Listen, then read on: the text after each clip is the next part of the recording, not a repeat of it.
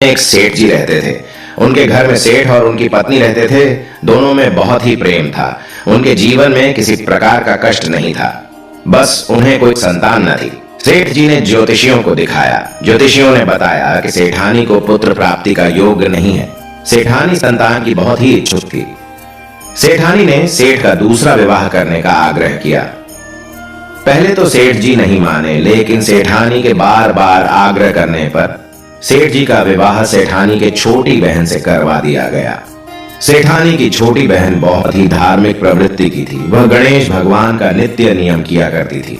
प्रतिदिन गणेश भगवान की कहानी कहती थी। गणेश भगवान की कृपा से थोड़े ही दिन बाद सेठ के यहाँ एक सुंदर सा स्वस्थ बालक ने जन्म लिया। बच्चे के जन्म से सेठ और उनकी दोनों पत्नियां बहुत खुश हुईं। सबके दिन बड़े ही आराम से बीत रहे थे। लेकिन कुछ दिनों बाद बड़ी सेठानी के मन में कोई विचार ने जन्म ले लिया। वह सोचने लगी, मेरा तो इस घर में कुछ भी नहीं है, सब कुछ छोटी का है। मेरे पति पर भी अधिकार जमा लिया है, संतान भी उसी का है। यह विचार उसके मन ही मार उसे खाने लगा। इधर छोटी का बालक धीरे धीरे बड़ा हो रहा था। अब तो बड़ी सेठानी के मन का विचार एक विशाल वृक्ष का रूप ले लिया था। अंततः एक दिन उसने छोटी के पुत्र को रात को सोते समय मार डाला।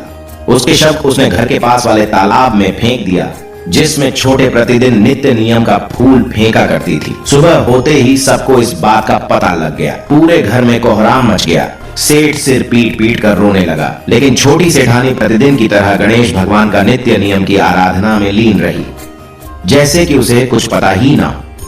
कथा कहानी समाप्त करने के बाद वह फूलों को समेट कर तालाब में छोड़ने के लिए गई। जब वह तालाब से लौटने लगी, उसी समय उसका पुत्र तालाब के भीतर से निकलकर आता हुआ दिखाई पड़ा, जैसे कि कहीं आसपास से ही घूमकर आ रहा हो।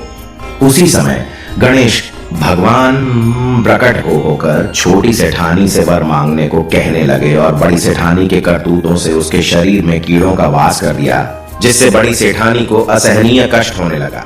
उसके शरीर में कीड़े पड़ गए।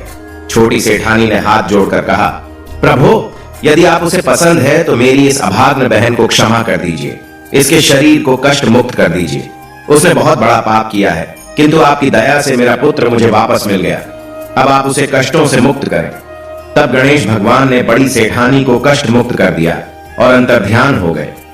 छोटी सेठानी जब घर आई तो बड़ी ने उसके पैर पकड़ लिए और क्षमा याचना करने लगी। छोटी ने उसे क्षमा कर दिया। अब सब मिलकर गणेश भगवान का नित्य नियम करने लगे, जिससे उनके घर में अन्न धन का भंडार भर गया। उनके शारीरिक कष्ट समाप्त हो गए थे। विघ्नों को हरने वाले गणेश भगवान अपने सभी भक्तों के कष्टों को सदा हरते रहना, सब पर अपनी कृपा बनाए रखना।